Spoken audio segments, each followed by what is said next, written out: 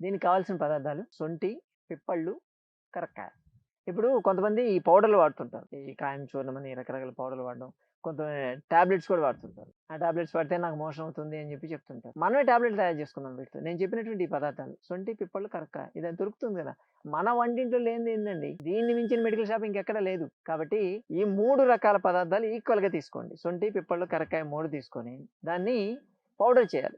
వేయించొద్దు. వేయించకుండా పచ్చిదే చేయండి. పచ్చిదే దాన్ని పౌడర్ చేసి దాన్ని ఒక డబ్బాలో పెట్టేసుకోండి. ఎయిర్ టైట్ కంటైనర్ అంట. యాక్చువల్‌గా ప్లాస్టిక్ ఇవి వాడేదానికన్నా కూడా గాజు బాటిల్‌లో పెట్టుకోగలిగితే బాగా పనిచేస్తాయి. వాటి పవర్ పోదు. అందుకని చెప్తాం. సో, గాజు బాటిల్‌లో పెట్టేసి మీరు స్టోర్ చేసుకోండి. దానికి కొంచెం బెల్లం కలపాలి. నల్ల బెల్లం. అంటే ఈ సూపర్ మార్కెట్‌లో దొరికేటువంటి ఆ ఐస్ క్యూబ్సు యెల్లో కలర్ ఉండేటువంటి బెల్లం వాడొద్దు. పాగు బెల్లం అంటారు చూసారా? అది గాని, లేకపోతే తాటి బెల్లం కానీ, మీ ఇష్టం. మీకేది దొరికితే అది వాడుకోవచ్చు. దాన్ని కొంచెం బెల్లం కలిపేసి పెట్టుకోవచ్చు.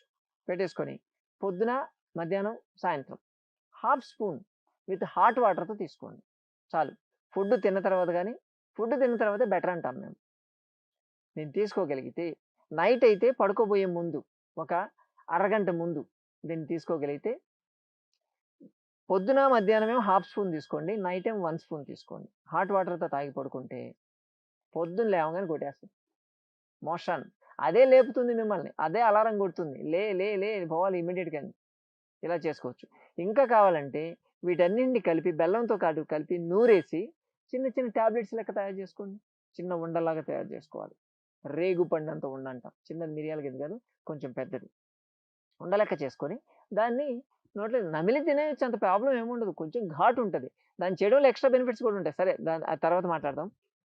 ఇది చేసి దాంతో పాటు హాట్ వాటర్‌తో పాటు మీరు నమిలేసి హాట్ వాటర్‌తో మింగేసారంటే ఈజీ అవుతుంది. పౌడర్ అంటే మళ్ళీ డబ్బా క్యారీ చేయాలి. ఇవనుకోండి చిన్న చిన్న టాబ్లెట్ లెక్క చేసుకొని తీసుకోగలిగితే చాలా బాగా పనిచేస్తుంది. మొత్తం క్లీన్ అయిపోతూ ఉంటుంది. కదా! బావుంది గదా!